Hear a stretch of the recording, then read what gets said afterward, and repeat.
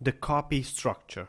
What are the core elements to all successful copy and what mission does each one accomplish? All copy needs to start by grabbing attention.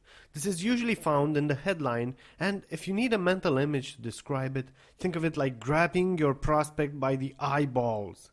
From the previous lectures, you know all about how to create a stunning headline, so you pretty much have this covered.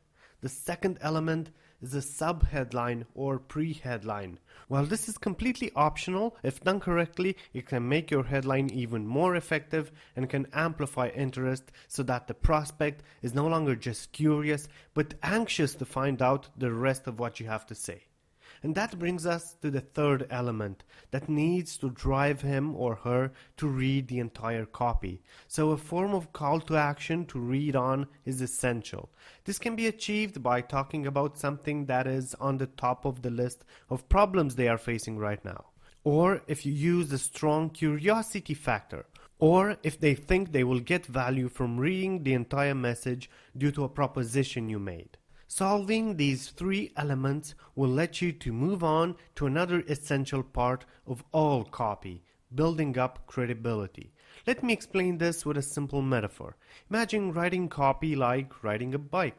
While all the other elements could be things like pedaling, steering, looking where you're going, the credibility aspect is maintaining balance. So you have to do it while doing all the others without letting it get in the way. And sticking with this metaphor, I'll explain the fifth element, getting back on track. Bike riding is not about focusing on doing all the things I mentioned above. It's about getting to a destination. That's why whenever you stray off with an idea, you always have to keep getting back on track to your main objective. So just like I went ahead and talked about bike riding, I'm now getting back to our copy structure discussion and point number 6, making the offer. After you have their attention and trust, you need to state your offer. What's the outcome of them purchasing your product or getting your service? And don't tell me they'll have the product and you'll have the money. I'm referring to what's the outcome in their lives. What will they do better, faster, easier? What won't they have to worry about any longer? What aspect of their lives will change for the better? And identifying the right need you solve, or as some might call it, the unique selling proposition, is what makes the difference between a superstar product and a Me Too product. After stating the offer, you need to focus on relieving risk. Do you offer a money-back guarantee deal? Do you offer a warranty? How is your support team? Can the buyer come back to you if they have any problems with the product? Making sure this is done right will make their decision so much easier. Quite often, people prefer to pay a higher price just because they trust that specific seller more. The 8th element is all about summing up your story.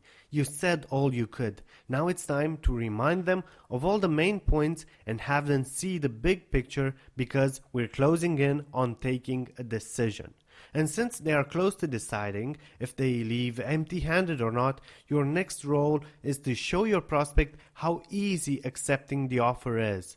As I talked in previous lecture, this can be a deal breaker, so don't screw up this because you've worked so hard to get them so close to the finish line.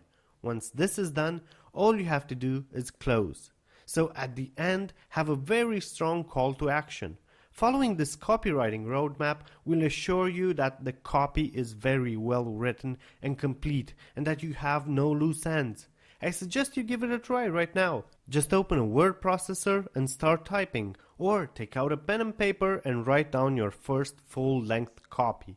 Don't worry about it being too long or too short, as long as you covered all the 10 elements of the copy. Once you've finished, make sure to look for ways to tweak it. And where you think you could say more things with less words, try doing some rewording of your document. Also, make sure to write it in the words of your prospect. Now go, and remember, try not to look at it as a chore, but as a way of telling your story to the world.